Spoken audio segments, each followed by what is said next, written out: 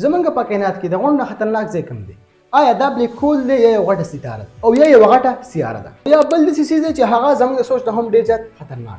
زموږ چې کوم کائنات دی دا د ښکلي ستورو د ښکلي کهکشانونو او د ښکلو سیارونو ډک دی، خو د دې په دې منځ کې یو داسې خطرناک ځایونه هم موجود دي چې هلته یو څیز هم ژوندی نشي پاتې کېدی. نن موږ د ساینس په دریافتونو کې یو خطرناک ځای باره کې خبره کوو چې هغه دی بلیک هول. بلیک هول څه شی دی؟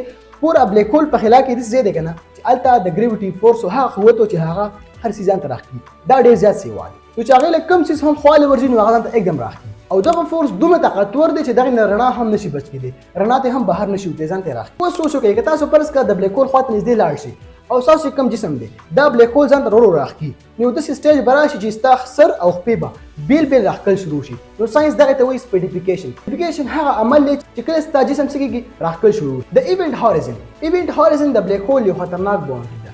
دا د بلیک هول نه یو ګرد چاپېره لاین تاو دی، که فرض که څوک هم دغه لاین کراس کړي نو بیا واپس د دنیا ته راتل ناممکنه خبره. بل خبره سوپرمیسیو بلیک هول. سوپرمیسیو بلیک هولز انتهایی د نور نه په لکاو او په ارباو ګونه زیاته وزني بلیک هولز دي. ساینس او دغه وزني او غټ بلیک هولز ته وایي سوپرمیسیو بلیک هول. بل زموږ چې کومه کهکشان ده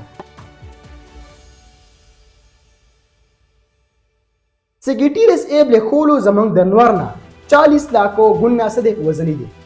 خو د خوشحالي خبر دا ده چې کوم غټ بلیک هولز دي هغه زموږ د ځمکې نه ډېر زیات لرې دي، زموږ ځمکې ته چېرته هم نقصان نشي رسولی. او که فرض که دا بلیک هول زموږ ځمکې ته خواته نږدې راغلل دا به د ځمکې کوم مدار او د سیارو چې کوم مدار دی دا غونډ به ډسټرب کړي، د دنیا نه به غونډ ژوند ختم کړي.